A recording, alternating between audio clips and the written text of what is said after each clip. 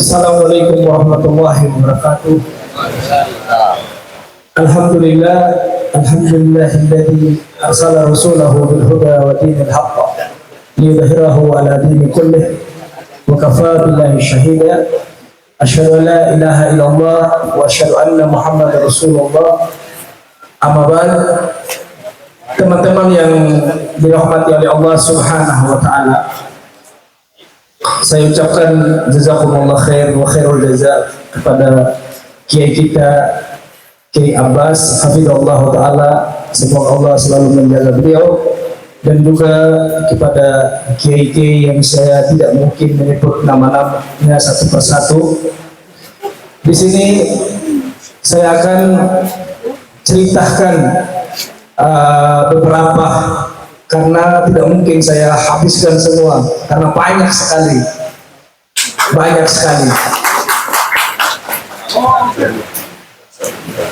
Jadi teman-teman, yang pertama, apakah Ba'alawi di Yaman itu ma'ruf atau tidak? Dan pertanyaan ini saya akan tanya dan terus saya jawab sendiri. Ba'alawi di Yaman itu tidak ada namanya. Jangankan Ba'alawinya, Robiqu Alawiyahnya saja nggak ada di sana. Nggak ada di Yaman. Orang Yaman itu punya prinsip, Anda berdiri sama tinggi, duduk sama rendah. Itu prinsip di Yaman. Tidak pernah saya dapati orang Yaman tunduk, jalan seperti anjing, sembah-sembah Ba'alawi, nggak pernah. Kalau mereka mengajarkan itu di Yaman, pasti mereka mati. Karena di Yaman sistemnya koboi, senjata di mana-mana, pistol di mana-mana. Jadi kalau mengatakan Ba'alawi di Yaman seakan mereka itu adalah orang-orang yang dipuja, yang ditunduk, itu bohong. Nyatanya Ba'alawi tidak memegang negara Yaman sampai detik ini. Yang memegang Yaman sampai detik ini karena tidak ada pemerintah yang sah, presidennya dibunuh, yang memegang adalah kabilah-kabilah Masyekh dari Al-Kathiri dan yang lainnya. Ba'alawi tidak masuk di dalam, menunjukkan kabilah Ba'alawi tidak diperhitungkan oleh negeri Yaman.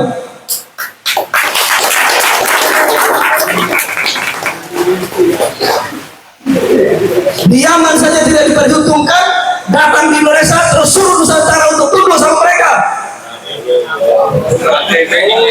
Siapa Anda? Ada orang goblok yang mau. Masih mau begitu? Di tempat mereka lahir yang mereka ceritakan Fakih Muqaddam bisa naik 70 kali, Nabi saja cuma 1 kali mi'raj ke langit. Terus Abu Bakar bin Salim bisa menahan matahari, makan pisang goreng dalam kuburan, tainya jadi kubur, datangkan rantai emas dari langit. Itu saja orang Yaman tidak tunduk sama mereka. Yang lucunya, bisa mendatangkan rantai emas dari langit, datang ke Nusantara, tukang gawer, minta-minta uangnya orang-orang Hindu Nusantara. Apa ini?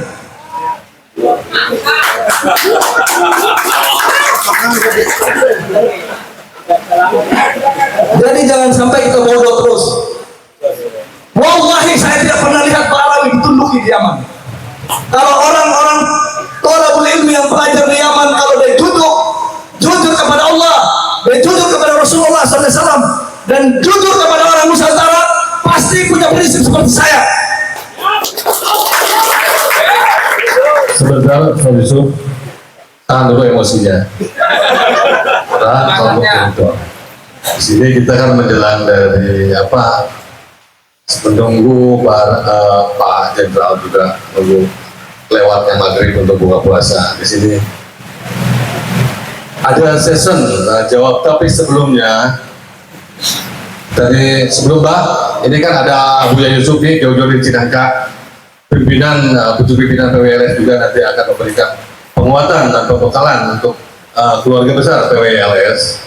Nah, nanti ada sesi, misalkan menjelang ini, sebelum nanti Abah nih memberikan pembekalan ya Pak ya, sebagai pimpinan penguatan. Kita berikan kesempatan hari ini untuk sesi pertanyaan 2 atau 3 pertanyaan. Dan nanti akan dijawab misalkan dari keluarga besar PWI. Dari tim media siap udah dipersiapkan pertanyaan? Sudah siap. Bisa kan seperti itu? Karena sebagian kan pemaparan sudah kemarin dari KBN sudah ada. Nah, ini ada unek-unek, mungkin ada pertanyaan yang penasaran dari keluarga kita yang di daerah untuk dipertanyakan ke Ustadz Yusuf. Silakan di media, Pak Bolredin. Ya. Media.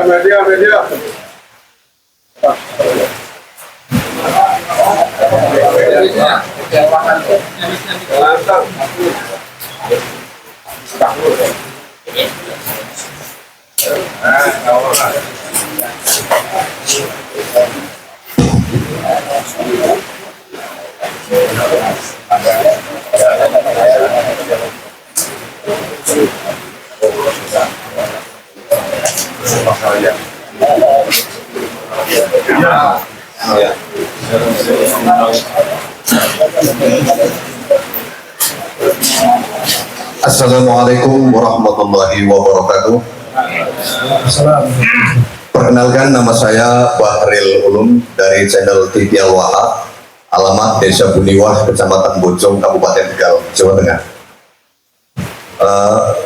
Instruksi dari Mas Ken tadi untuk menanyakan khusus kepada Mas Yusuf yang sempat, kalau di channel saya tak beri judul itu, jujur saya reupload dari KBN Nusantara yang sudah dijelaskan begitu panjang lebar. 2 tahun mengembara di Yaman, ini hasilnya yang barusan kita dengar sama-sama. 2 tahun mengembara di Yaman, hasilnya hari ini marah-marah sore-sore. Nah, ini dia hasilnya, marah, bukan kepada kita ya marahnya ya. Marahnya jelas kepada Pak Alwi. Kita tidak bisa tunduk kepada Pak Alwi sebagai anak bangsa pribumi Nusantara. Ya. Pertanyaannya adalah, saya sempat gini, banyak sekali saya ikuti podcastnya dengan di media TikTok ya, banyak live-nya, saya sering kali melihatnya dengan tiba-tiba dengan Mas Yusuf ini setelah sering kali pengembaraan di Yaman dan kemudian banyak juga di TikToknya itu dialog-dialog langsung di live-nya. Jujur saya kaget ketika saya mendapatkan informasi bahwa Mas Yusuf ada di Cilacap dan nanti malam Senin jadwalnya di Tegal gitu ya. Malam Senin ada di Tegal. Jujur, sejujur-jujurnya ya, mungkin jujur kacang hijau juga bisa, nanti sebentar lagi kita makan.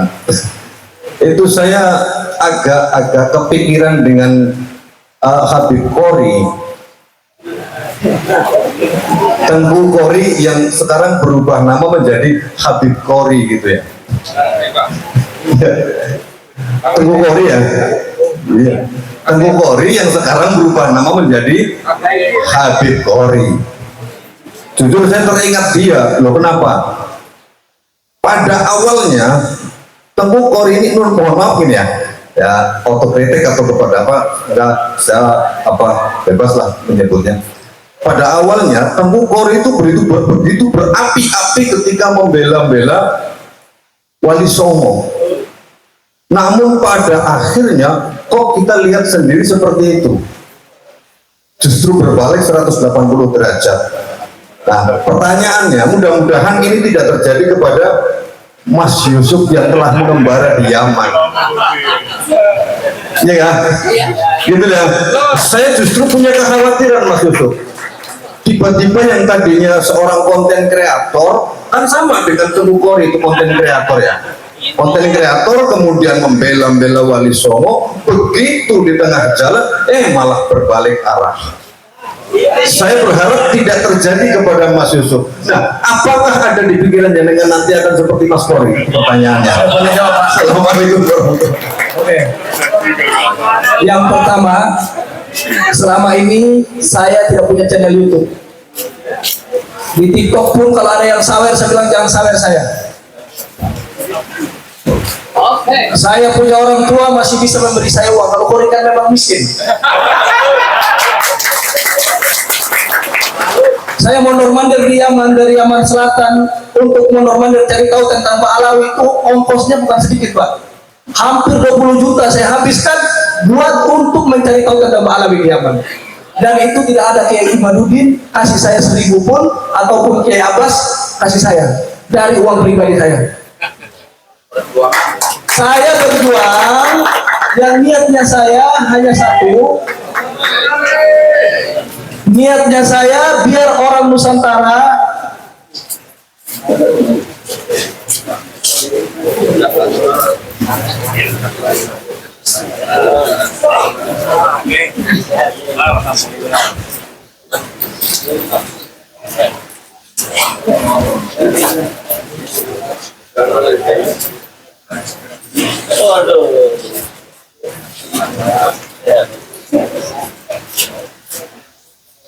Aduh, abah, sehat bang.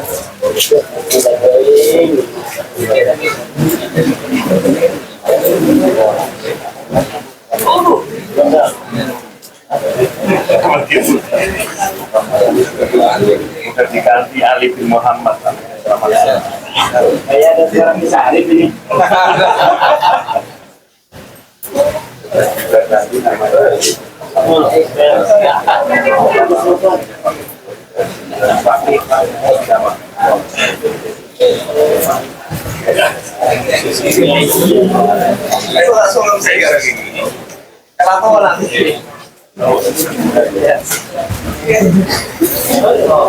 Masya Allah.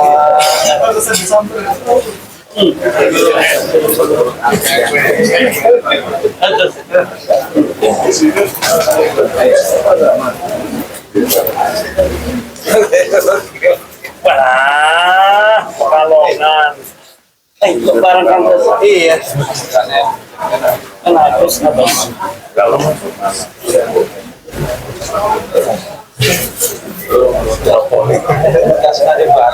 Iya, sengaja. Ini.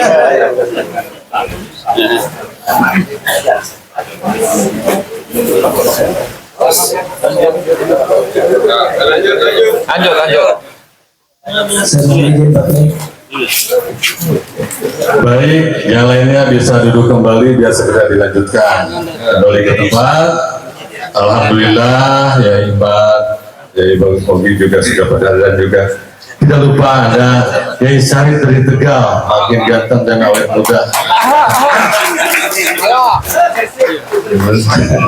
Baik, sudah ditanggapi tadi pertanyaan tadi? Belum. Silakan lanjut. Maka yang lainnya duduk kembali. Jadi teman-teman semuanya, Kori itu ada banyak teman yang jadi saksi. Setelah debat sama saya malam itu, dia langsung pindah ke Balawi. Itu Kori. Dia menuduh saya Wahabi, menuduh saya Oten, Nasrani dan yang lainnya. Ini Kiai Syarif ini ada saksinya nih. Dia ada di room. Malam itu selesai debat sama saya karena hujannya hilang, dia pindah ke Balawi.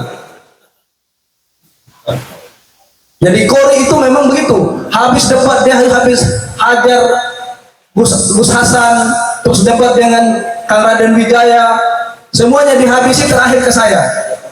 Karena memang sudah punya niat. Gitu loh. Jadi kalau teman-teman bilang sama saya ada niat lain di sini untuk membela leluhur kita, membela Wali Songo, itu tidak ada sama sekali. Saya keliling di Yaman mencari tahu tentang Mbak Alawi di Tarim, saya mondor-mandir, itu tidak pernah ada transfer dari Indonesia. Saya pakai uang orang tua saya sendiri. Dari tempat saya sekolah untuk mondor-mandir itu bukan mainnya 100.000, 200.000.